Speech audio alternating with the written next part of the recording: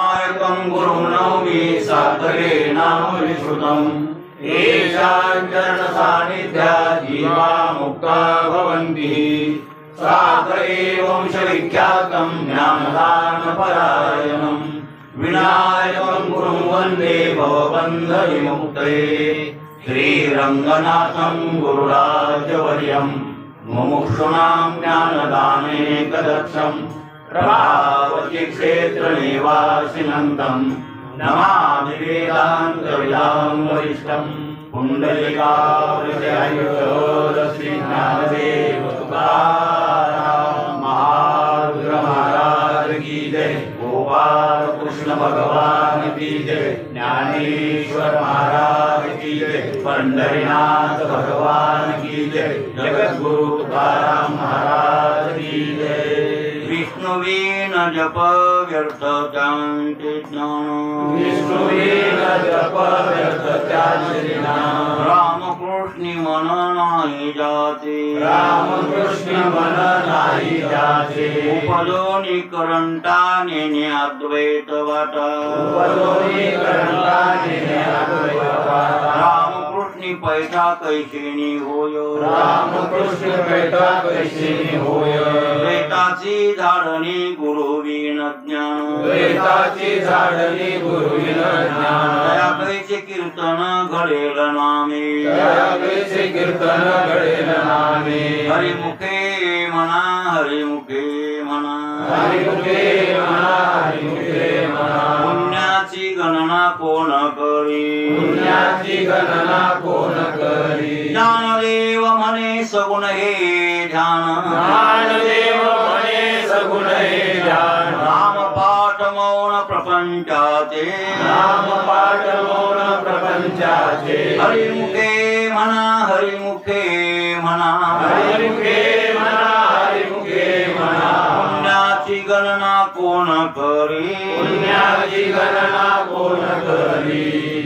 प्रस्तुत प्राप्त प्रसंगी सेवेसाठी निवडलेला अभंग दर एकादशीला होणाऱ्या प्रवचनातील आणि ज्ञानेश्वर महाराजांच्या हरिपाठ ग्रंथातील 9व्या क्रमांकाचा आपला अभंग चालू आहे। अभंगाचं कितवं चरण चालू आहे माझ्या लक्षात नाही, दुसरं झाले उपदोनी करंटा नेने अद्वैत वाटा रामकृष्णी पैठा कैसेनी होय गते कैसला रामकृष्णी पैठा कैसेनी होय याचं चिंतन झाले। बरं द्वैताची झाडणी गुरुविन ज्ञान अंतया कैचे कीर्तन घडेल नाही। ज्ञानेश्वर महाराज म्हणतात विष्णू वाचून जप करणं म्हणजे विष्णू विन जप, विष्णू सोडून जे जप आहे विष्णू कोणतं व्यापक आहे बरं हे लक्षात ठेवा। विष्णू म्हणजे शंखचक्र गदा पद्म एवढा धरू नका, त्रिशूळ डमरू एवढंच धरू नका। त्रिशूळ डमरू तोच आहे आणि शंखचक्र गदाही तोच आहे। व्यापक जे स्वरूप आहे व्यापक त्या व्यापक स्वरूपाचं नाव आहे विष्णू। मग त्यानं हातात शंख घेतलाय काय आणि त्रिशूळ घेतलाय, कोणतंही घेतलेलं असू द्या आमच्या समोर ते घेणं देणं नाही, कळलं का? पण व्यापक चैतन्य ते मेन आहे म्हणजे ते एक आहे, ते एक आहे त्याचे एक प्रतीक आहे ध्यान आहे, लक्षात आलं? म्हणून असा व्यापक विष्णू आणि त्या विष्णू शिवाय जप करणं त्या ज्ञानाला व्यर्थता आहे, नाम ते अज्ञान आहे। व्यर्थ म्हणजे अज्ञान आहे। आणि मग असा माणूस रामकृष्णी मन नाही ज्यांचे म्हणजे रामकृष्णावर मन ज्याचं नाही, ज्याचं विष्णू वाचून जप आहे आणि अशा माणसाचं ज्ञान व्यर्थ आहे म्हणण्यापेक्षा ती माणूस अज्ञानी आहे। आणि मग जन्माला येऊन माणसाच्या उपजोनी करंटा त्याच्यासारखा करंट्या कपाळाचा कोणीच नाही। मग ते देशाचा राजा बी असला आपल्या कोकण या देशाचा राजा राजा बी जरी असेल केवढा श्रीमंत असेल त्याची मुलं डॉक्टर वकील असतील नाही दुनिया काही असेल ते घेणं देणं नाही। त्याला व्यापक जर तत्व नाही कळलं आणि त्याचा जप नाही झाला त्या व्यापक तत्वाचा तर तुम्ही घरचे राजा बी असला तर करंट्या कपाळ, कारण काय ते राजवैभव याच लोकातलं आहे ना, ते संपणार आहे आज ना उद्या, ते काही शिल्लक राहणार आहे। तुम्ही एवढे मोठे मोठे कोण हे ज्ञानोबा आहे तुकोबा आहे हे मोठे हे खरे राजे। तुका म्हणे आम्ही राजे त्रिलोक्याचे परी नाही कोणाची उणे पोटी। आम्ही राजे कोणते? मृत्यूलोकातल्या माणसाचेच राजे आहेत, आणि या भारत देशाचेच राजे आहेत, आणि इंग्लंडचेच राजे आहेत, आणि इराकचेच राजे. असं नव्हत आम्ही. स्वर्ग, मृत्यू, पाताळ हे त्रिभुवन, त्याचा सूक्ष्म स्थूल सगळे लोक आला. हे स्थूल लोक आहे आपला, काही सूक्ष्म लोक आहे वर, हे सगळे लोक आले त्याच्यात. आणि या त्रिभुवनाचे राजे आम्ही आहोत. कोण म्हणले? तुकोबार आहे. तुका म्हणे आम्ही राजे त्रोक्याचे, परी नाही कोणाचे उणे पुरे. कमी जास्त पण आमच्या डोसक्यात काही. आणि त्रिभुवनाचे आम्ही राजे, आणि ते खरे राजे, खरे श्रीमंत ते. बाकीचे लोक करंट्या कापा. विष्णूविन जप तर व्यर्थ त्याचे ज्ञान तो उपजवणे करंट. ने अद्वैत वाटा. अद्वैताची वाट ज्यांना कळत नाही तर ते करंट्या कापा. रामकृष्ण पैठा कैशिणी होय. ब्रह्मस्वरूपाची प्राप्ती त्यांना कशी होईल? रामकृष्ण म्हणजे ब्रह्म, त्या ब्रह्माची प्राप्ती होत नाही. मग ब्रह्माची प्राप्ती होत नाही म्हणजे अद्वैताची वाट कळत. मग अद्वैताच्या वाटा द्वैतानं मोडल्या. कोणी मोडल्या? द्वैत. मी वेगळा, जगत वेगळं. मी वेगळा, मुंगी वेगळी. मी वेगळा, बायको वेगळी. मी वेगळा, मुलगा वेगळा. हे सगळं द्वैत. हो, घराघरात द्वैत आहे, जगात द्वैत आहे. जाती जातीत द्वैत वाढले. जाती जातीत द्वैत वाढलं. तुम्ही मराठी, कोणी ब्राह्मण, विनाकारणचे तंट. हे बाहेरले भैरले हे तंट तुमचे हे नाही स्वरूपात. स्वरूपात कोणती जातपात? हे मनुष्यच नाही हो. काही लोक म्हणतात नाही नाही जाती नाही, फक्त स्त्री आणि पुरुष जाती आहे. ती तरी कुठे जाते? ती देहाची जात आहे का स्वरूपाची जाते? देहाची जाते. त्यांचे लिंग वेगळे असतील, त्या देहाचे आणि या देहाचे लिंग असं काही फरक असेल. देहदृष्ट्या फरक आहे, पण स्वरूप दृष्ट्या फरक आहे का बाई टंगळ्या? तिच्यात काय आत्मिक आणि आपल्यात काय आत्मा आहे का? असं नाही. माता याच्यात जात सुद्धा नाही माणसात. स्त्री पुरुष सुद्धा ही जात मान, ही देहदृष्टी आहे. हे सगळं तुमचं बघणं कोण्या दृष्टीने? देहाच्या दृष्टीने, त्या उपाधीनं बघणं. स्वरूप दृष्ट्या तुम्ही बघतच नाहीत ना, म्हणून अहो इतकंच नाही. मुंगीचे देह असतील, माकडाचे असतील, खोकडाचे देह असतील, देहदृष्ट्या जरी भेद असेल तरीही स्वरूपदृष्ट्या भेद येत किंचितही नाही. हे असा जे भेद म्हणजे द्वैत जे वाढविले ते अज्ञानानं वाढविले. कोणी वाढविले? हे अज्ञान. मग अशा अज्ञानाची म्हणजे द्वैत जे उभा राहिलं तर अज्ञानाच्या बिल्डिंगवर उभा राहिलं. ते ज्ञानाच्या बिल्डिंगवर ते एकमेव अद्वितीयम ब्रह्म निहनानस्ति किंचन. आमचे श्रुती माऊली सांगायली एकम एवं अद्वितीयम ब्रह्म. एक फक्त अद्वितीय काय आहे? ब्रह्म. अशी श्रुती माऊली सांगायची. आणि निहनानस्ति किंचन हे नाना प्रकारचे तुम्ही हे नाहीतच म्हटले. नाना नाही आहे, एकच आहे अशी श्रुती माऊली सांगते. मग असं जे अद्वैत आहे ते अद्वैत ज्ञानानं प्राप्त होतं. कळलं? हे द्वैत वाढविलं कोणी? अज्ञानानं. कोणी वाढविलं? हे अज्ञानानं वाढविलं. मग त्याचा आम्ही द्वैताची बैठक अज्ञानावर आहे. अज्ञान मेन कारण आहे सर्वांचं, आणि ते कारण निवृत्त झालं. ते कारण गेलं की कार्य गेलं. नुसतं तुम्ही कार्य जर घालविलं आणि कारण जर शिल्लक राहिलं तर समूळ कार्याचा उच्छेद होत नाही. वरी वेरी पालवी खुळीजे, मुळी उदक घालीजे, तरी सांगे कैशेनी नाशवली म्हणजे त्या वृक्ष. एखादं झुडपाळ आहे, बोरीचं झुडपाळ म्हणा, कोणतं झुडपाळ, वरून वरून छाटलं, वरून वरून वरून छाटलं, मग तर आलिकची फोप आले.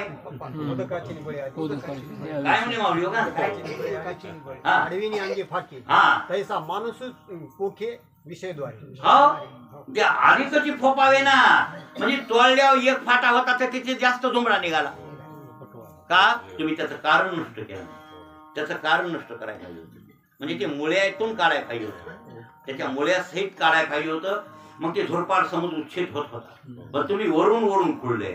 तसं हे कार्यरूपानं घालण्याचा प्रयत्न करू नका. तुम्ही त्याचं कारण घालवायचा प्रयत्न करा. त्याचं कारण आहे त्या द्वैताचं कोणतं? अज्ञान. आणि ते अज्ञान घालवलं पाहिजे. द्वैताची झाडणी, बरोबर आहे ना? द्वैताची झाडणी मग कशानं होते? ज्ञानानं. कशानं होते? इथं समज द्वैताची झालणी गुरुविन ज्ञान आहे रे. पण आधी हे संबंध लावा, द्वैताची झालणी कशानं होईल? ज्ञानानं. का? द्वैत निर्माण करणारा ज्ञान आहे, आणि ते द्वैत निर्माण करणारा ज्ञान आहे. त्या अज्ञानाचा समूच्छेद करायचा असेल तर तद विनाशक, त्याचा विरोधी कोण आहे? अंधार घालवायचा आहे का? मग सूर्य. काय अंधार आणि उजेडा, अंधार आणि उजेड हे काय शत्रू येते. तम प्रकाश, तम आणि प्रकाश हे काय? अंधकाराची वाणी, सूर्य नदीची स्वप्नी, हो, अमृत नायकी कानी मृत्यू कथा. मृत्यू कथा. पण ते झालं. पण अमृत म्हणलं की मृत्यू, आणि मृत्यू म्हणलं की हे दोघं एकमेकाचे काय ते वैरी आहे, विरोध आहे. तम प्रकाशाचा विरोध आहे की नाही? अंधाराचा आणि सूर्याचा विरोध आहे. हे असेल तर ते नाही, ते असेल तर हे नाही. तम प्रकाश. तसं ज्ञान आणि अज्ञान हे दोघं परस्पर वैरी आहेत. जिथं ज्ञान आहे तिथं अज्ञान नाही, जिथं अज्ञान आहे तिथं ज्ञान नाही. मग द्वैताची झालणी, द्वैत उभा राहिले कोणामुळं? अज्ञानामुळे. काय लक्षात आलं की नाही? सूर्य अंधारा लागी, वा, रिगो का भलते सुरंगी, भलते सुरंगी, परी तो तयाची अभागी नाहीत जैसा. हो, पण ते कुठे हिंडला सूर्य तर त्याच्या पुढे अंधार येतच नाही असं म्हणायचे होते त्यांना. माऊलीला काय म्हणायचे? इथं अशी ओवी सांगितली. ते म्हणले आता तमारी नाव सूर्याला आलं म्हणते. हे आलं पण सूर्यापुढे अंधारू काही झाला होता गोचरू, तरी तमारी ऐसा डगरू आलाच की. अमृतानुभव ही ज्ञानेश्वरी नाही, कोणता ग्रंथ आहे? अमृतानुभवामध्ये. बरं काय, कशाचं खंडन? ज्ञानाचं खंडन, अज्ञानाचं खंडन, मला ते सर्वच खंडन केले आणि ते सिद्धानुवाद आहे. मग ते म्हणले काय की सूर्यापुढे अंधारू काही झाला होता गोचरू. सांगा बरं. म्हणले सूर्याच्या समोर अंधार दिसला होता का गावात? नाही. तरी पण तमारी ऐसा डगरू नाम शिक्का, त्याला ते नाव लागलंच की नाही? काय कोणला? सूर्याला काय नाव? तमारी. आणि आहे ना आपल्या ज्ञानेश्वरी, ती तापती मिर तमारी. काय ऐसे कळुषे करी केशरी, त्रितापती मिर तमारी, श्रीवीर वर नरहरी बोलिले ते. काय काय म्हणले? अर्थ तर कळणार लांब राहिलं. हो, आईसे कोण बोलले? आईसे माऊलीचं डोकं. आईसे कळुष करी केशरी, त्रिताप तिमिर तमारी, श्रीवर वीर नरहरी बोलिले तेने. हे माऊलीचं. आणि अशा वया वाचायला संस्कृत अभ्यास करा. मराठीतला नाही जमत त्याला. मराठीत वकील झालेला असला तरी उपयोगाचा नाही. म्हणून तर काय ज्ञानेश्वरीच्या वया नमो विषद बोलली ह्या जय जय देव निर्मळ अशा वय वाचून काही सोपे की काय? 10व्यात घेतलं, 11व्यात घेतलं नमन बी अवघड आहे वाचायला. सोपे काय ते? आणि त्याचा अर्थ तर याच्याहून अवघड आहे. आईशे कलुष करी केशरी. कळतंय का तुला? हाव, कलुष करी केशरी. का ऐकलंच नाही आणि काय डोंबलं कळत? कळतंय? आणि तुला पाठ सापडतो ना अर्थ करी कळतच नाही. मला माहित आहे. आईशे कलुष करी केशरी, त्रिताप तिमिर तमारी, श्रीवर वीर नरहरी बोलिले ते. म्हणजे भगवान बोलले तर त्याला एवढे विशेषण दिले माऊलीने. 422 होईल. काय महाराज, इतकं सुंदर. अतिकृत कंदर लय अवघड आहे महाराज. हो, एकंदरीत लक्षात आलं ना. तर तिमिर तमारी म्हणजे तिमिर तमारी. तमारी नाम कोणाचे? सूर्य. मग सूर्य तर सूर्यापुढे अंधार आला होता का? नाही. पण येऊ का नाही एवढं आहे ते येतच नाही पुढे. पण दुश्मन की हे एवढं दोघांची दुश्मन की की नाही? हा, ते उगवाला की नाशच करते. कशाचा? अंधाराचा नाश करते. नाश करते म्हणल्या त्याच्या पुढे अंधार येतच नाही. हा, घरी नको आता दिल घेऊ त्याच्या पुढे अंधार येत. हा, सूर्योदय सांगण्या देखील स्वप्नी. तसं अज्ञान ज्ञानापुढे येत नाही ते. आणि म्हणून त्यांचं शत्रुत्व. म्हणून श्री सापेक्षता मानलेली ज्ञान आणि अज्ञान हे सापेक्ष शब्द मग द्वैत निर्माण केले कोणी काय केले निर्माण अज्ञानानं केलं घराघरात द्वैत वाढविलं जगात तर वाढविल्याच्यात नवल नाही सगळा भेदच करून टाकला त्या अज्ञानानं सगळा काय केला भेद करून टाकला आणि भेद केल्यामुळं घराघरात भांडणं जाती जातीत भांडणं माणसा माणसात भांडणं पाहिजे की नाही हे त्याच्यामुळं धर्माधर्माचे टवाळ हो दावीचे का त्यामुळं तेजोनी तेजी सकळ धर्म जात सर्व धर्मान परित्यजे त्याच्यावर उभी ती धर्माचा टवाळ दाखविणारा अज्ञान आहे आणि त्या अज्ञानानं द्वैत उभा केले मग असं ज्ञान तुमच्याकडे असलं की द्वैत संपूर्ण नाहीच होते त्याच्या कारणासहित होते कारणासहित म्हणजे अज्ञानासहित ठीक आहे मग असं ज्ञान कोणाकडे मिळेल हे बरोबर आहे की नाही असं द्वैताची झाडणी करणार ज्ञान तुम्हाला गुरु येईनच ते मात्र गुरु वाचून मिळत नाही हे आता सिद्ध झालं मागणी सिद्ध करून ना की द्वैताची झाडणी गुरु विन म्हणजे द्वैताची झाडणी करणार ज्ञान गुरु शिवाय नाही आणि खरं बी आहे 100% निर्विवाद सत्य पण प्रश्न हा उरतो गुरु कोण आणि हे न कळाल्यामुळं आज बाजार वाढलाय आज बाजार आमचा भामट्याचा तुम्ही आम्हालाच गुरु म्हणा आणि आम्ही तर गुरुच्या लायकीच्या नाहीत खरं तर शिष्यच नाहीत आणखीन आम्ही आणखीन कोणाचे शिष्यत्व म्हणजे केलं नाही किंवा शिष्य झालो नाही तर तुम्ही आम्हाला गुरुचं स्थान दिले हे तुमच्या मूर्खपणाचा दोष आहे की आमचा दोष आहे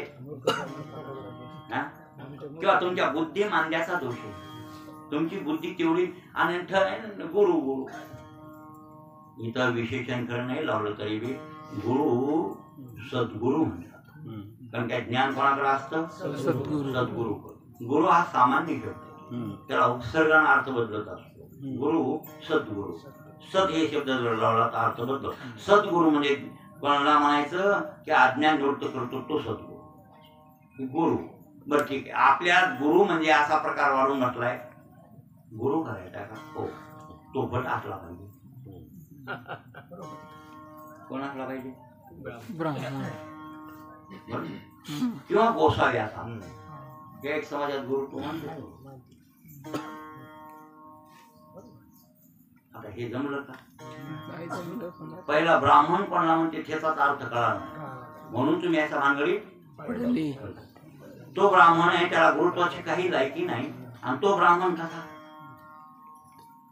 जन्मना जायचे शूद्र संस्कारात द्विज वेद पाठी भवेत विप्रो आणि ब्रह्मज्ञानाती ब्राह्मण हे कसं लावायचं म्हणजे तुम्हाला हे आणखीन कळालं नाही बुद्धिमांद्यामुळं म्हणून या लोकांना वारस हक्कानं गुरुत्व जपून ठेवलं तुमच्या मूर्खपणाचा फायदा घेतला कोणी घेतला ह्या लोकांना आम्ही श्रेष्ठ वर्णी कोण म्हणलं तुम्ही श्रेष्ठ आहे कवडीची अक्कल नाही तुम्हाला फक्त तुम्ही ब्राह्मण वंशाच्या जन्मल्यानं श्रेष्ठ झाले काय कातार जन्मले ब्राह्मणाच्या वंशात तुमचं कातार म्हणजे मड कळलं का आणि मड जन्मल्यामुळं तुमचं अंतःकरण जन्मलंय असं मात्र नाही अंतःकरण शुद्ध पाहिजे हो जन्मना जे प्रत्येकाचं लेकरू जन्मताच शूद्र असतं ते ब्राह्मणाचं पोरग असो कोणाचं धनगराचं असो जन्माला जे आहे ते मग कवा होतो तो विप्र आणि हे द्विज तर उपनयन संस्कार झाल्यावर केव्हा म्हणजे 7 वर्ष होऊन गेले 8व्या वर्षात पदार्पण केलं आणि मग सद्गुरूकडे गेले गुरुकडे आणि गुरुने गायत्री मंत्राचा उपदेश केला आणि त्याला एक जाणवं संडी शेंडी संजय हे प्रतीक आहे संजय वाढविणं चेपी करणं तिथं संजय ठेवणं शेंडी वाढविणं हे असं हे त्याचे प्रतीक बटोर पुऱ्या मंगल बटोर मंगल केलं म्हणजे एक प्रकारचं ते मुंज झाली गायत्री माता आणि आचार्य पिता त्यात द्विज दुसरा जन्म त्याचा झाला पहिला जन्म मायबापाच्या पोटी काताड्याच्या मायबापाच्या आणि दुसरा आचार्यांच्या पोटी आचार्य बाप झाले आचार्य म्हणजे गुरु कोण झाले बाप आणि गायत्री माता आणि त्या दोन्ही पासून जन्माला जाणवं आलं एक जाणवं बटूला एकच जाणवं लग्न झाल्यावर दोन बटूला एकच जाणवं मग आता तो बटू आणि द्विज झाला आणि तिथून पुढे सद्गुरूच्या घरी राहून वेदांगाचं पठन केलं. काय केलं? वेद वेदांग. हो, वेदाचंच केलं पण वेदाच्या अंगाचंही पठन केलं. मग वेदांगाचं पठन केल्यावर आणि मग तो विप्र झाला. कोण झाला पुन्हा? विप्र. आणि इतकं केल्याच्या नंतर वेदाचा अंतिम सिद्धांत आहे सर्वम खलिदम ब्रह्म. सर्व व्यापक काय आहे? ब्रह्म. त्याला म्हणतात वेदांत. त्याला काय म्हणतात? वेदांत. म्हणजे वेदाचा अंतिम निर्णय. अंत म्हणजे वेद संपला असं नाही. वेद अंत. वेद अंत. वेद अधिक अंत बरोबर अंत. वेदांत म्हणजे देहांत. आपण नाही म्हणतो माणूस मरणे म्हणजे देहाचा अंत कोण झाला. असा देहाच्या अंतासारखा वेदांताचा अर्थ तुम्ही लावू नका. देहाचा अंत झाला, देह संपला, गृहीत धरा. पंचभौतिक पंचमहाभूताला विलीन झाले ती पंचमहाभूत, मग ते पंचत्वाला विलीन झाले म्हणजे देहांत झाला असं आपण ठरवितो. बरोबर आहे. असा देहांतासारखा वेदांताचा अर्थ समजू नका. वेदांत या शब्दाचा अर्थ तो होतो की वेदाचा अंतिम निर्णय, अंतिम सिद्धांत, अंतिम टोक. त्याचं काय म्हणणे वेदाचा अंतिम, त्याच्या मनातला भाग काय वेदाचा की सर्वम खलिदम ब्रह्म, जगन मिथ्य, ब्रह्म सत्य, जीव ब्रह्मैवनापर. हा वेदाचा अंतिम सिद्धांत निर्णय आणि त्याला म्हणतात वेदांत. आणि असा वेदांताचा अर्थ त्या विप्राच्या गळ्यात उतरला. नुसते वेद वाचित बसला नाही. वेदाचा अर्थ वेदांगाला लागतो, नुसत्या वेदांना लागत नाही. वेद शिकले आणि खूप खूप पांडित्य. 4 वेद, यजुर्वेद, ऋग्वेद, सामवेद, अथर्ववेद हे सगळे वेद मुखोद्गत कंठस्थ केले. आणि एवढे कंठस्थ केल्यामुळं वेद कळतो असं मात्र नाही. त्याला 10 अंग आहे. षडांग किती? आणि 6 अंगानं ते जाणावं लागते. कशाला? आणि हे वेदाच्या अंगानं वेद जाणले आणि मग वेदाचा अंतिम सिद्धांत त्या माणसाला झाला की सर्व ठिकाणी परमात्मा. हो, की जळीस्थळी विठ्ठल जळीस्थळी भरला, रिता ठाऊ नाही आणि अजिम्या दृष्टीने पाहिला विठ्ठल. असा विठ्ठल स्वरूप तो महात्मा झाला. त्यावेळेस तो काय झाला? ब्राह्मण. कोण झाला तो आता? आता ब्रह्म जानाती ब्राह्मणा. मग ते पोरग ब्राह्मणाचं आहे का धनगराचं आहे?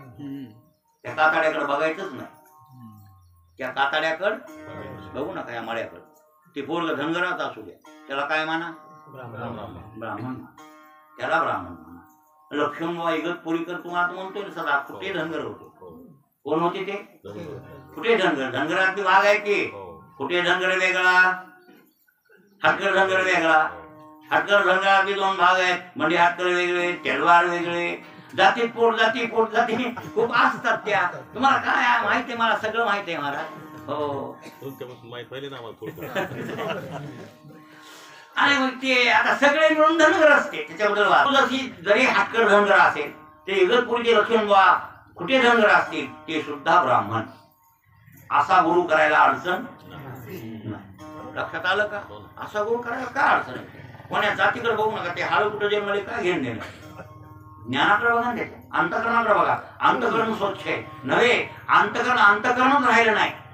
अंतकरणात वास्तविकता परब्रह्माचं झालं. लक्षात आलं? त्या अंतकरणात, त्याच्या अंतकरणात कशात वास्तव्य? परब्रह्म. सर्वम खलिदम ब्रह्म. दृष्टी सृष्टी वा सुद्धा चित्तात बसलेला आहे त्याच्या. आणि म्हणून अशा प्रकारच्या बोधावर आरूढ आहे तर तो गुरु होतो. इथं तसं नाही. गोसाईचं पोरग गोसाई, ते गुरु. ते तिकडं माशाकडे ना, दारू का खायना, धाब्यावर का जायना, हॉटेलचं का खायना, काय घेऊन देणार? गोसाईचं पोरग कोण? गुरु. गुरु.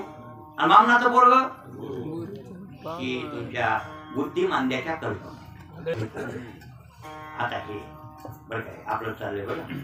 गुरुविन ज्ञान नाही कबूल आहे हो, पण आतापर्यंत बऱ्याच बाया बापुड्याला मावल्याला कळलं नाही गुरु कोणाला करा. बरेच येणारे महाराज म्हणते आमचं शिष्य मंडळ आहे. मी ऐकून घेतो बा तुझं शिष्य मंडळ आहे, तू सगळ्यांचा आचार्य म्हणते तो भूषणानं. काय सांगाव? अहो लोकांकडून लई झुकून वायरे घ्यायले, कपडे घ्यायले, काहीतरी आता वेगळंच आता का देते काय, काहीतरी गुरुचं काहीतरी म्हणले बाबा, काहीतरी म्हणजे असं काय लयच लोक त्यांना हेही कळणार की काय तुम्ही गाठी वाचले का नाही रे, तुम्ही काय ज्ञानेश्वऱ्या वाचल्या का, स्वतःला गुरुत्व कसं भुजान मानायले तुम्ही, कळायला पाहिजे बाबा. असं कसं बरं, आपण गुरु आहेत का, त्या लायकीचे आहेत का, हे त्याला कळू नये होत्या महाराजाला. पण गुरुत्व भूषणे भगभोगी, उद्या नरकाला जावं लागेल की बेट्याला, हे त्याला कळणं त्या कडूला. तुम्हाला वाटायला काय उद्या नरकाला जातंय ते. तुका म्हणे ऐसे गुरु शिष्य जाण आणि विठोबाचे आण नरका.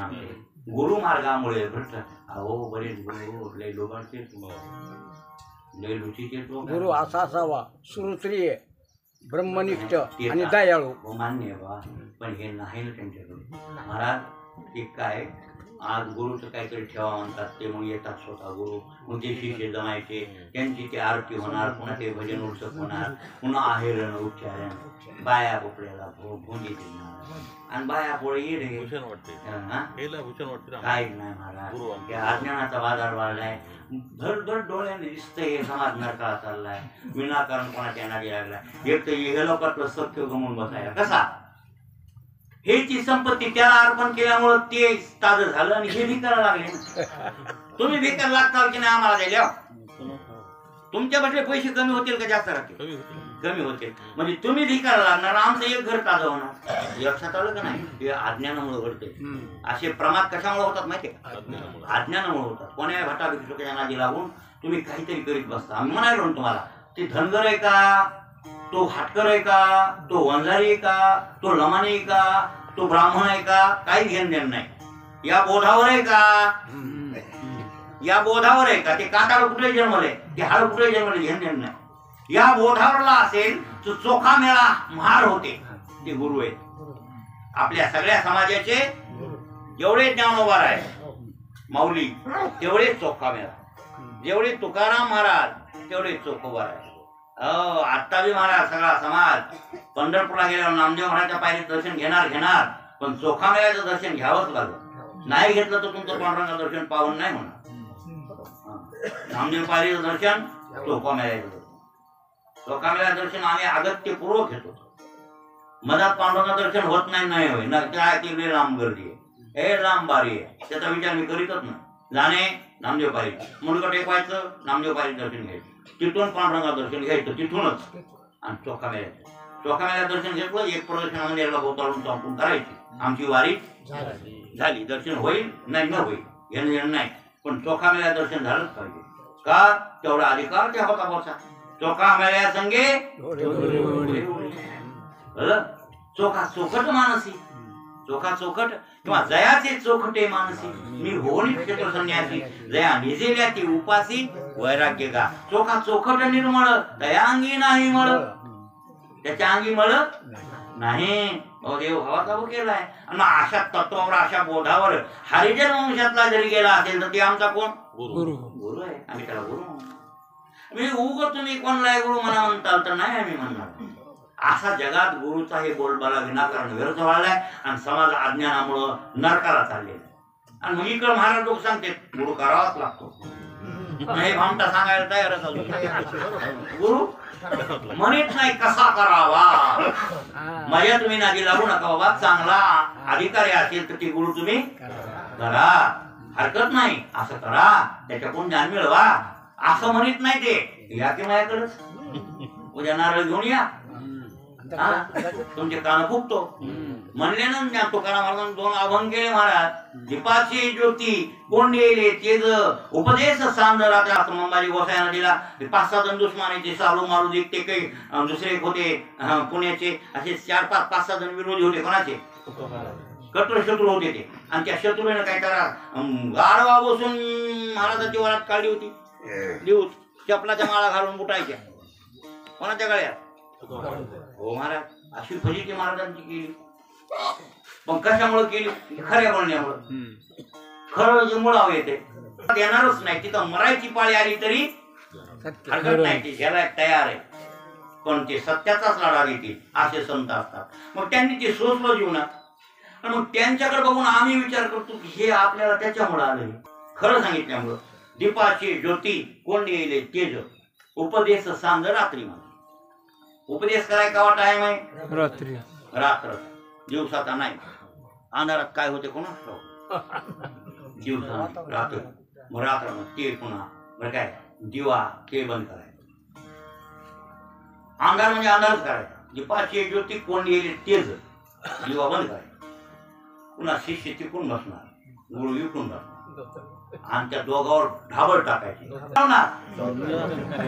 डोळे दाबल्यावर कसं वाटायचे? हा ते चम चम चम असं ते लग करते तसं करायचं. हा लागली मुद्रा. काय लागली? लागली मुद्रा. म्हणजे मुद्रा लागली म्हणजे आता आता आता झाली दीक्षा. आता बोध झाला. आणि ते काढायचं ढाबळ. मग ते एक व्हायचे दुसरे लावली मुद्रा त्याला आहे दुसऱ्याला मुद्रा. त्या मुद्रेत असे हो असायचे. अशी फसवणूक समाजात चालू. तुकाराम महाराजापासून आज ताग आहे. आज 400 वर्षे झाली. असे आणखीन विकाळ्या कोपऱ्यात कुठतरी असते. महाराज दीपाचे ज्योती कोंडेले तेज उपदेश सांग रात्री माझी म्हणती शिष्याची लागली समाधी लटकीच उपाधी झकविती. झकविती म्हणजे झुकविती. डोहार लोहार महारदासी बळुते बारा उपदेशी ती फारा रांगा पोरे. काय बोलले तुकाराम महाराज? लय बोलले महाराज त्या अभंगात. कसल्या मूर्खाला म्हणले अशी समाधी लावायची. म्हणजे ही समाधी लागली म्हणायचं. डोळे दाबायचे. ते पापी आहे का मालकरी आहे का न आहे का खाटी काय का हे तर घेणं देणं नाही. आणि लागली मुद्रा आणि झाला मुक्त. आता सांगा चांगलं वागून मुक्त होईना लवकर. आणि हे असं नसते डोळे दाबले आणि मुक्त होतंय का माणूस? सांगा तुम्ही. आणि जरे बरे चल चल चल त्याचा उपदेश मी घेतो म्हणले आणि मला समाधी लाव म्हणावं. त्याला काय बोलायला मूर्ख म्हणा. अरे चांगलं वागून नका चांगलं होय ना. कुठं असे निश्चित डोळे दाबले आणि देव दिसत असते काय? मूर्ख म्हणाला बोलले मला. माझी भला हा तोची लटक्या माझी भला हा मने म्या देव देखिला हा आयशियाच्या उपदेशाने भोबंधन कैचे नाशे कैसे नाशे. वा माणिका बरोबर बोलला. ह्या भामट्याच्या तुम्ही नारी इमानदारीने बोलायला लागू नका लागू नका लागू नका. आणि लागताल तर तुमचा फायदा काही होणार नाही. शेवटच्या चरणात तुकाराम महाराज म्हणले तुका म्हणे ऐसे गुरु शिष्य जाण आणि विठोबाची आण नरकात. किती कसोटी लावा किती प्रमाण द्यावं. पांडुरंगाची शपथ आहे म्हणले र हे कुठं जातील नरकाला जातील. भामट्याच्या तुम्ही नादी लागू नका र असे म्हणले. कळकळनं सांगायचं महाराज हे काही उपयोग नाही. असल्या गुरुकडे गेल्यानं तुमचं भाऊबंधन छेदन उलट तुमची एक तर इह लोकात गरिबी आहे आणि पर लोकात नरकाला. दोन तोटे तुमची. इह लोकात गरिबी त्याला घर उपसून दिल्यामुळं त्याला आहेर केल्यामुळं त्याला पैसे दिल्यामुळं तुम्ही भिकायला लागणार. बरोबर आहे. आणि पुढच्या जन्मात मला फळ मिळणार काही नरकाला जाणार. काय उपयोग पदरात पडून तुमच्या? काही पदरात पडणार नाही. म्हणून याला म्हणतात काय गुरु बजार होतो आणि शिष्य चुकारतो.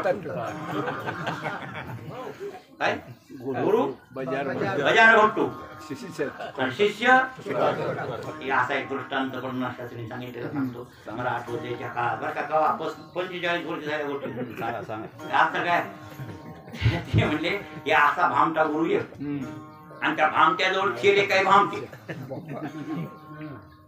बरं काय ठीक आहे साहेब फक्त आमच्याजवळ दलाली करणारा माणूस ते पुढे आणते आम्हाला. ठीक आहे साहेब तुम्ही अशी जोड लावित राहा तुम्हाला निम्मे पैसे. म्हणजे के साहेबासारखी पांडुळे साहेबासारखी हे वाचतात.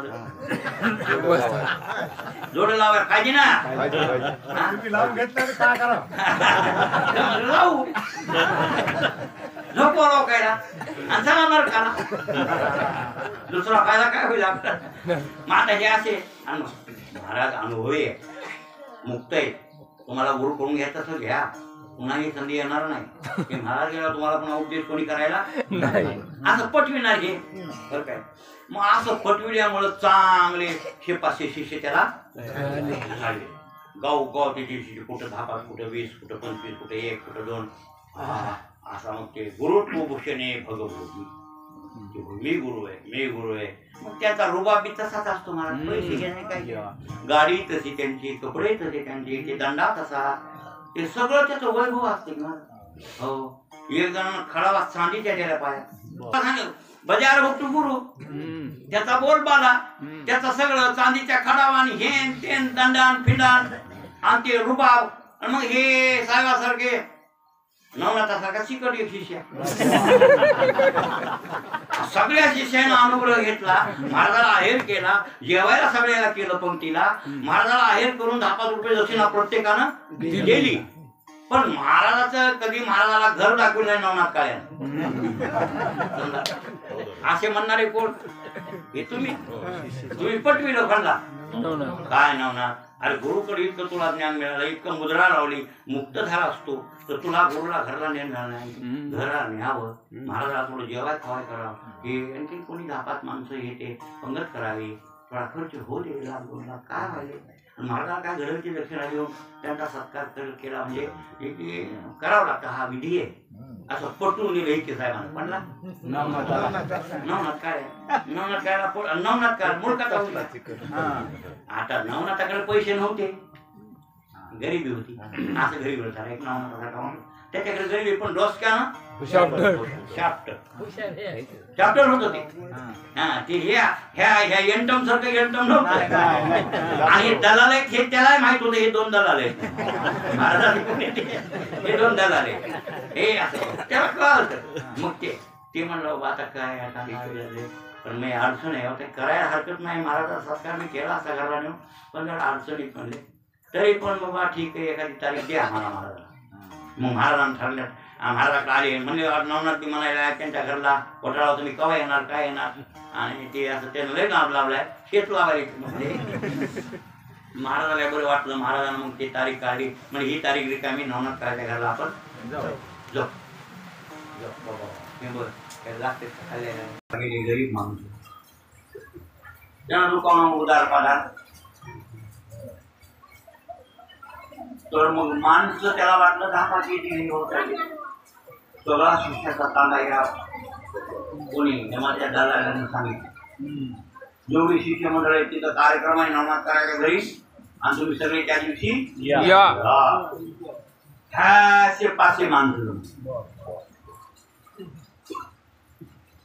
अवघड गरीब माणूस चॅप्टर होते. ते म्हणणार हे आपण फोड घालायचे काय करा मला नाव विडाले. मग गुरुला आता गुरु आले त्यांच्या डमणीत बसून याच्यात त्याच्यात काही टांगे खांगे होते. अरे ती टांगा पडला पहिलं बांधणी खेळले गेले, आणि गुरुला त्याच्या घरी थोडी माळी होती, वरी त्या माळीत बसली गुरु बसली माळी. शिकायला एवढी जागा नाही, कोणी कुंकड असे पांगून बसले. आणि गुरुनं मग आपल्या चांदीच्या पादुका खाली ठेवल्या पायऱ्यापाशी. ते सगळे वरी गेल्यावर कोणी न असताना त्या चांदीच्या पादुका त्यांना इतर चांदीच्या पादुका म्हणजे महाराजाच्या तेवढा रावल्या काय त्या चांदीच्या पादुका उचलल्या सोनाला कडणे आणि तिथं नेल्या त्याच्यामध्ये मोडल्या. त्याच्या चांदीच्या खडावा म्हणल्यावर काय कमी असेल का? किलोवरच चांदी असेल आणि मग त्याचे काही पैसे किलोवरचे पैसे येतील, त्याचं सीधा सामग्री हेन तेन पुन्हा गुरुला येताना कपडे यांचे बाजार पुष्कळ आणला. त्याच्या दलाला 2 ड्रेस आणले. येऊ कोणी घरून आणला हे योग हे घडून म्हणून त्याला उपकार वाटला. मग त्यानं द्यायला कपडे आणले, त्या दलाला कपडे, महाराजाला कपडे, हे सगळं महाराजाला पुष्कळात हे असं. आणि जेवण खाऊन अप टू डेट केलं महाराज, असं की पकवान न केलं मस्त असे मिष्टान्न झाले, जेवण खाऊन झालं. सगळे म्हणून लागले 1 नंबरचा शिष्य महाराज. आतापर्यंत जे काही आपले कार्यक्रम झाले त्या कार्यक्रमात पहिल्या क्रमांकाचा कार्यक्रम नवनाथ काळेनं आधी नटू लागले. आता जेवढे काही खर्च झाला त्या खडावाच्या पैशातून तेवढा, त्याच्यातून काही उरले. जे उरल्यावर गुरु कसे आणले, गुरुच्या हातात गेले, पायावर मस्तक ठेवलं. गुरु महाराजांना आशीर्वाद दिला. वारे वा काय काय तुझ्यासारखा शिष्य उदार नाही, काय दक्षिणा दिली. ते म्हणले महाराज हे आपल्या पायात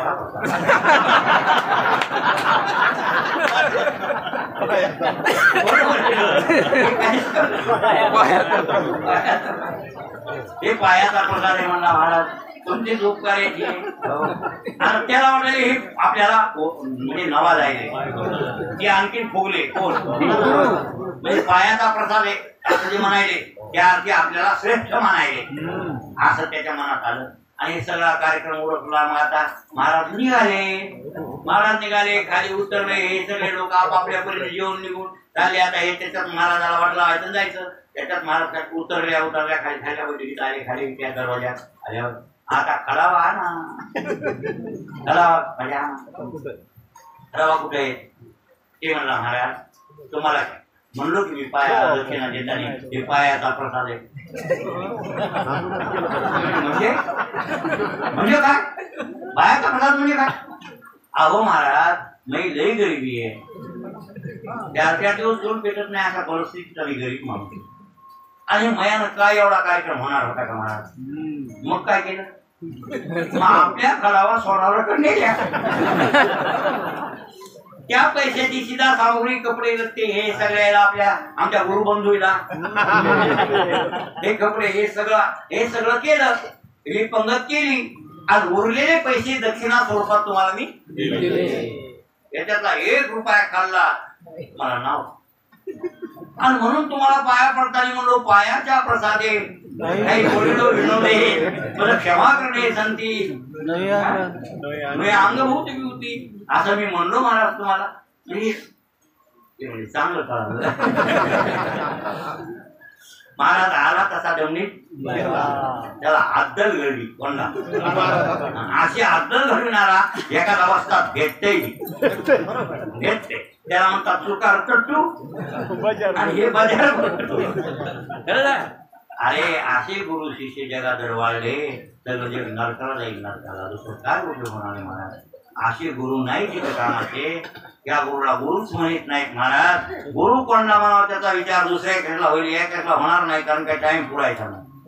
हो एवढं खरंय, पण गुरु शिवाय ज्ञान नाही. आता त्याच्यावर मी खूप चिंतन कर. गुरु शिवाय ज्ञान नाही.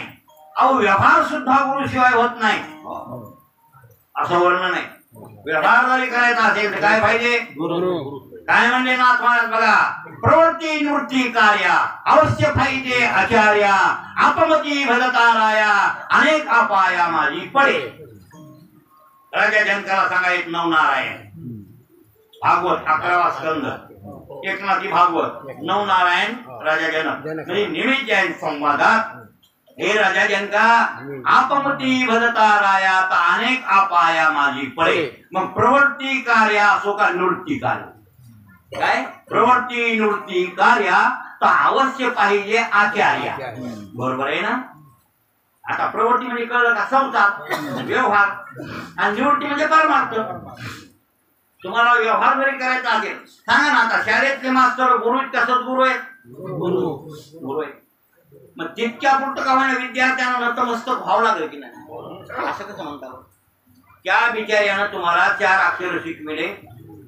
तुम्ही ग्रॅज्युएशन झालात आणि ग्रॅज्युएशन होऊन तुम्हाला नोकरी लागली. पोटभर खायचं ज्ञान कोणी दिलं? उद्धार नाही, याच्यात उद्धार नाही होणार. तरी पण चांगल्या पद्धतीने पोट भरण्याची अकल शिकविली ना, म्हणून त्याचा तुम्ही पाया पडायला काय अडचण नाही. काय हरकत आहे? आचार्य जो हो कुठं नुकसान आहे? व्यवहार सुद्धा काही असू द्या, व्यवहार सुद्धा गुरु शिवाय शिकणंच होत नाही महाराज. आपल्या मनानं कोणाला काही कळत नसते. साधी तेरणी असू द्या हो, गाड्यावर रिमोट ही सुद्धा कोणीतरी सांगावीच लागेल. तेव्हा महाराज अशी जेवारी करायची नेताने संस्थाने बघायचं नाही. एक एक एक एक एक एक एका माझं जोड दोहेरी जेवारी आपली असं हे जरी शिकवायचं असेल तर तुम्हाला गुरु पाहिजे. साधी टेलर की आहे, टेलर की कपडे शिवायचे मनाने येते. बरोबर मिस्टेवर नवीन माणूस येतच नाही मला आणि त्याला ते टेलर शिकवाय झाला मग ते शिकतो. म्हणजे हर एक काम संसारातलं असू द्या, हर एक संसारातलं कोणतंही काम आपल्याला मार्गदर्शक पाहिजे की नाही? त्याला गाईड म्हणतात इंग्रजी भाषेत, नाही पाहिजे की नाही? ते असं ते तसं असं सांगणारा माणूस पाहिजे. आणि असं असेल तरच आहे, नाही तर नाही. मग हे सर्वसाधारण या लोकांना सुद्धा गुरुच नाव आहे. यांना सुद्धा काय म्हणायचं? कशाचे गुरु? मृदंग आम्हाला शिकविला, त्या मृदंगाचे गुरु. हे कशाचे गुरु? आम्हाला पोथी वाचायची शिकवली यांनी, म्हणून हे गुरु. हे कशाचे गुरु? आम्हाला यांनी आणि कीर्तन शिकविलं, कीर्तन करायचं, म्हणून यांचे गुरु. हे असे हे प्रत्येक बर संसारात बी ती पण आणण्याबद्दल कशाबद्दल कशाबद्दल कशाबद्दल कशाबद्दल अवश्य पाहिजे आचार्य. आचार्य लागतो, म्हणजे शिकविणारा लागतो. मग आपमतीनं जमत नाही, स्वतःच्या बुद्धीनं काही जमत नाही. आणि गुण मुंगस शिकायचं आपल्या मुंगस, त्याला तरी बूट लावून द्यावं लागेल की नाही? तुम्हाला म्हणून करता येते मुंगस? हे लाला कोरड्यावर मुंगस नाही, हात करून जो ते येतात कायला नाही. तिकांड्या मटाड्या येतात का? घोणे येतात का? गायवर तुम्हाला काय काय येते? काय येत नाही बा. काय शेतातले माणसं येते, हे नवनाथ कार्या फक्त पैसे यांना पाहिजे. पण हे सगळं शिकायचं, शिकले का तुम्ही? येते का? नाही, हे जोते पोते चापक पिपक सगळं मग खरा शेतकरी झाला. येते हे सगळं आले येतच असते. मग आता हे जरी मग एखादं तू मुंगस शिकला असलास तरी कोणाकडे तरी जावं लागला असं बोलू लावायला होय नाही, मनाने येत नाही. म्हणजे व्यवहार जरी शिकायचा असेल तर गुरु लागतो. मग इथं परमार्थ आहे महाराज. परमार्थात गुरुशिवाय कसं भागत नाही. गुरु करावाच लागतो, गुरुशिवाय. व्यवहार सुद्धा आता व्यवहारामध्ये दोन भाव होते. आमच्या शास्त्री महाराजांनी दृष्टांत सांगितला व्यवहार शिकवायचा.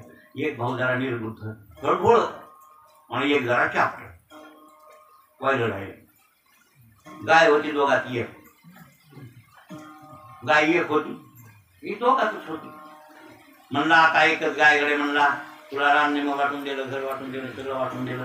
चॅप्टर फरला भाऊ चॅप्टर आणि धाकटं जरा बोळ होतो बिचारा. आता गाय म्हणला, ते म्हणला गाय बी त्याची बायको जरा हुशार होती. ती म्हणली गाय बी घ्या ना वाटून, नाही तर आम्हाला राहू द्या.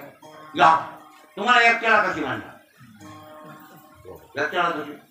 गाय दोघात राहू द्या. अर्ध्या गाय अर्ध्या. मग अर्ध्या ते म्हणजे असं एक दूध तर तुम्ही खा, एक दूध तुम्ही, असं जमलं असतं का नाही? मग नाही, ते म्हणला तुला तोंडाकून घ्यायची का मागून घ्यायची? तोंडाकून का मागून असं चॅप्टर होत. ते बोळ ते म्हणला राहू द्या तोंडाकून.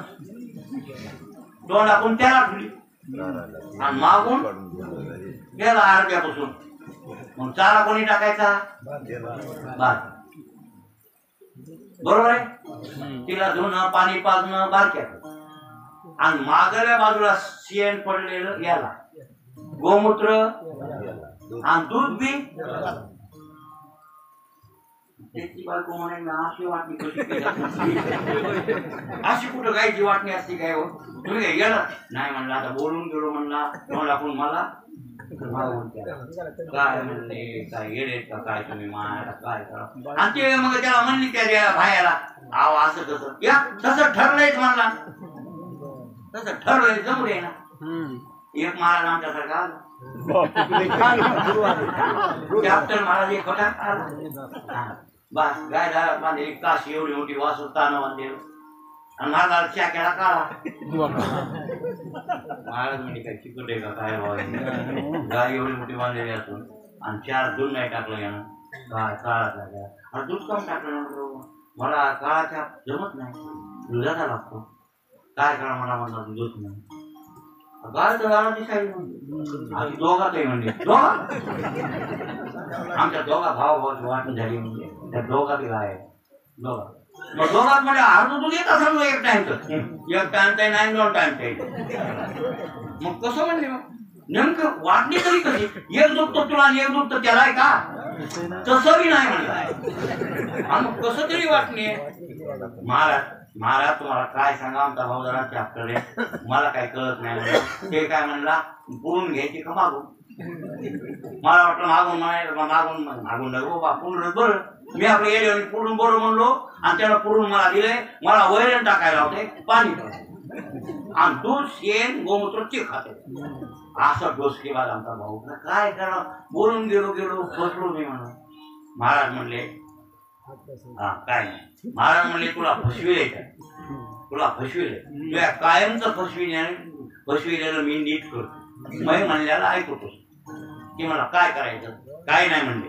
तू संध्याकाळी आता मी जाणार आता मी काय म्हणजे काळा प्यात येणार नाही काय नाही घराला चाललो पण तुला तर हिस्सा मिळून जाईल ही असं मी आठवण करतो. हो ते धार काढाय बसला की पुढच्या सुतावर खेक्या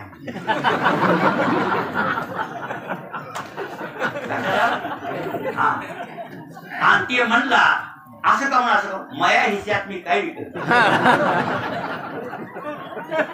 तुम्ही बोलायचं नाही नाही असं म्हण महाराज गेलं की जे हुशार महाराज देऊन गेला संध्याकाळी धार करायची बसलं धार करायला घेणं टिपूर हातात आणि डोसक्यात ती गाय नाचायची दुधाची तर विळवून राहिली. अरे असं का म्हणले याला सारखा काय तू असा या माझ्या हिस्सात काही कर आता मला धार काढल्या तरी कर जावं काय या माझ्या मनावर इतकी दिकस केलं नाहीस म्हणा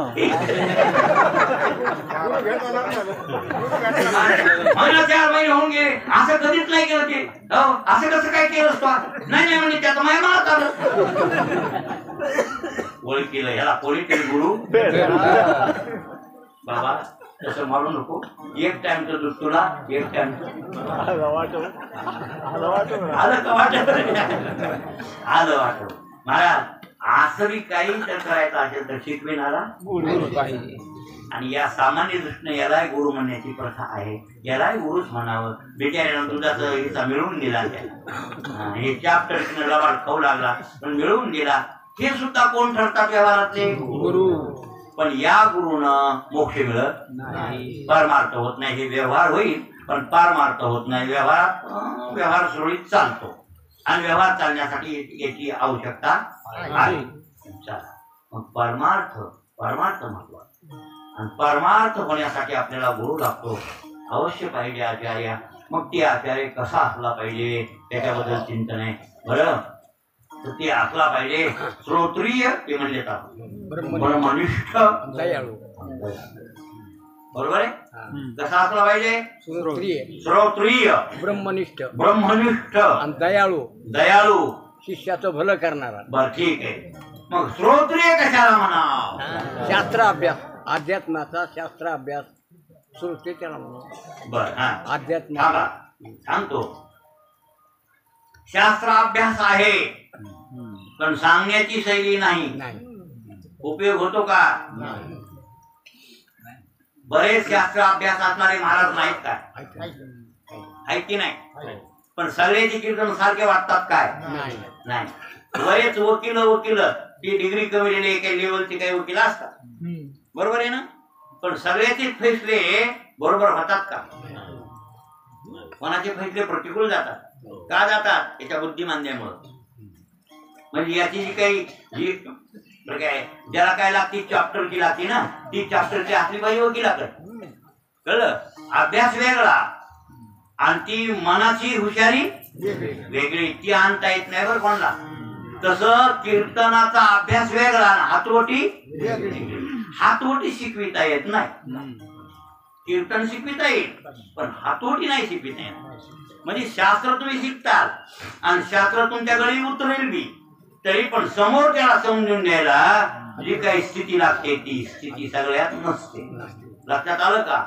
हा म्हणून काय आता पोरायला विचारा आपल्या कॉलेजमध्ये काही विद्यार्थी म्हणतात ते गुरुजी पाहिजे आमच्या त्या पाठाला त्या तासाला ते गुरुजी येतात का ते पाहिजे. ते फार चांगले आणि माझ्या अनुभवातली गोष्ट संस्कृत तोंडात बसून देणारा हुशार पाहिजे. एक श्लोक मी दुसऱ्याकडून घेतला होता माझे शिक्षण चालू असताना. एक श्लोक सर त्या दिवशी उपस्थित नसल्यामुळे दुसऱ्याकडून पण त्याच लेवलचा अभ्यास होता जरी असला तरी त्याच्यात त्यानं बसून दिलेला श्लोक मला बसला नाही बसला. भूकंपटीला जमाना अवघड झालं आणि दुसऱ्या दिवशी मग मीच कबूल केलं ते श्लोक नाही बसला ते डबल घ्यावा लागला. कारण श्लोक बसून द्यायचा का तर ते बसून देताच आलं पाहिजे महाराज. ते सगळ्याला जमते असं समजू नका बरं. हे संस्कृत श्लोक आहेत ना तुम्ही मग शिकले तुम्हाला मग येत सगळं खरं आहे पण समोर त्याला तोडून कसं द्यायचं आणि त्याच्या तोंडात कसं बसवायचं ही टॅक्ट पाहिजे. त्याग म्हणजे अटकल, कळलं का? आणि याच्यासाठी तर म्हणून तर ट्रेनिंग असत्या त्या मास्तर लोकांनी.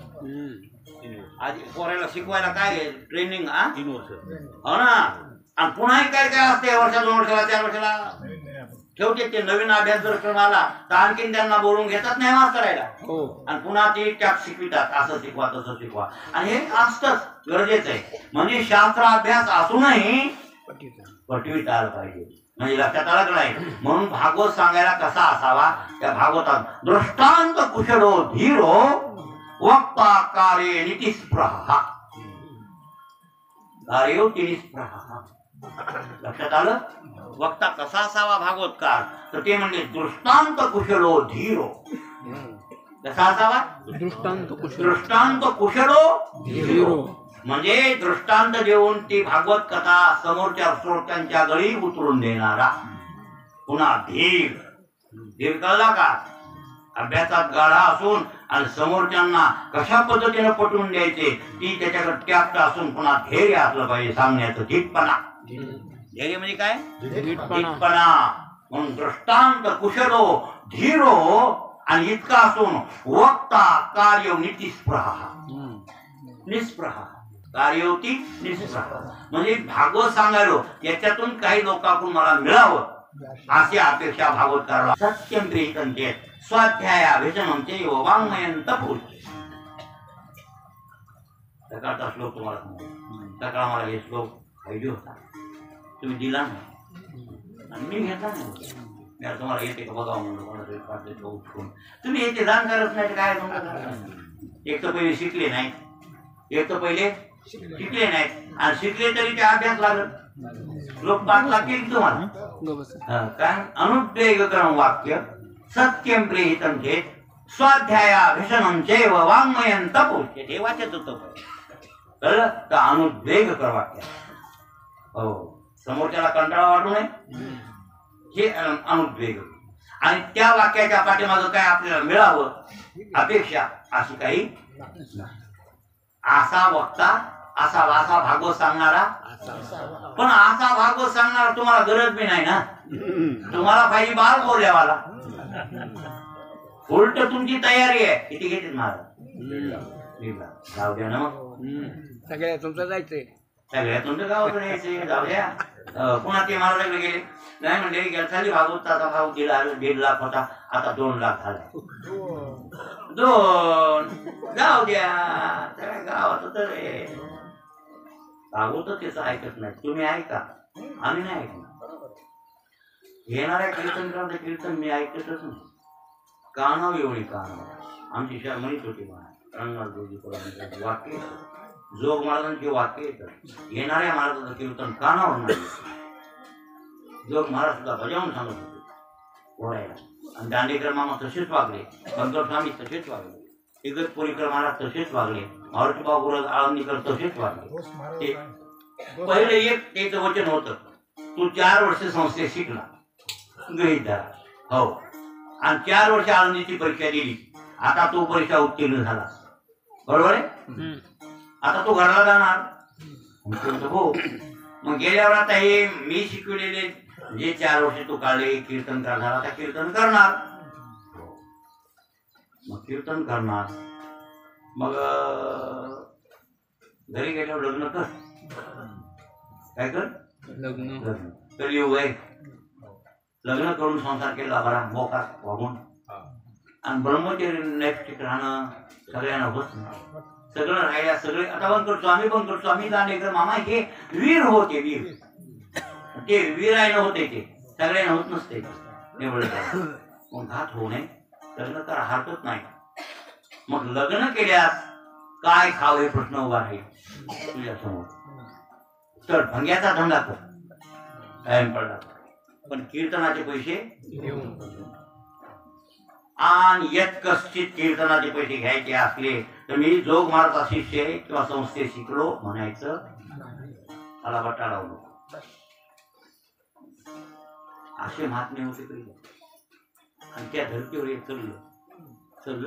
आज त्याचा बाजार वाढून बसला, आणि कुठंतरी पालथं पडणार आहे, काही दिवसाला तर हे पालतं पडणार आहे. मग तुम्ही म्हणता मी मेल्यास तरी तुम्ही ऐकताल माझ्या महागारी हे लहान लहान पोरे काय, आता तुम्ही काय नाही पुढचे काय लोक आहेत, आता कोण मागे जातं कोण ते काय हातात नाही, पण हे लहान पोरे काय ऐकणारे हे म्हणते लहान लहान म्हणत होता आणि ते खरं आलं. काही दिवसाला हे पालतं पडेल आणि निश्चित पडेल, हे ध्यानात ठेवा. कारण काय कीर्तन प्रवचन हे ज्ञान सांगणं हे पैसे घ्यायचं नाहीच. म्हणून तर गुरुजीचे शाळेतले गुरुजी आहेत ते ज्ञानदान करायला म्हणूनच नाही ते त्या गुरुजी ज्ञान विक्री करायले का दान करायले, आणि मग ते आमच्या परमार्थात होतं ज्ञानदान. तर मग आमचं बी ज्ञानदान राहिलं नाही ना, आता आमचं तर त्याच्यापेक्षा बहुमोलाने विक्री चालले. हो मग ज्ञानाची विक्री का दान आहे, विक्री आहे, बाजार बनलाय, ज्ञानाचा बाजार झालेला आहे. म्हणून हे आशयाच्या नादी लागायचं. पण एक लक्षात ठेवा, गुरु शिवाय ज्ञान होत नाही हे खरंय. मग ते गुरु कसा असला पाहिजे, तर पहिला तर श्रोत्रिय.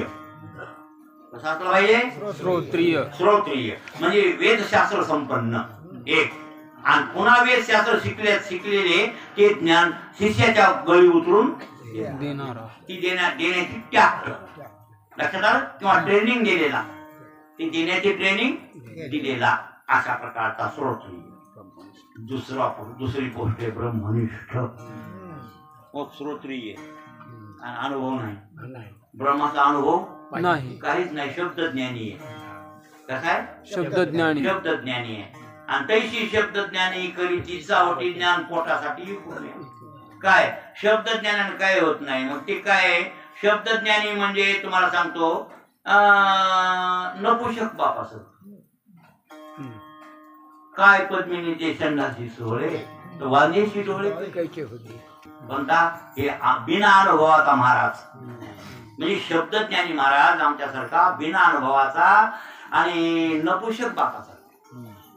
म्हणजे नपुषक पित्यापासून प्रजा उत्पन्न होणार नाही. प्रजा उत्पन्न व्हायला पिता विवेक असला पाहिजे, तसा सद्गुरु अनुभवातला असला पाहिजे.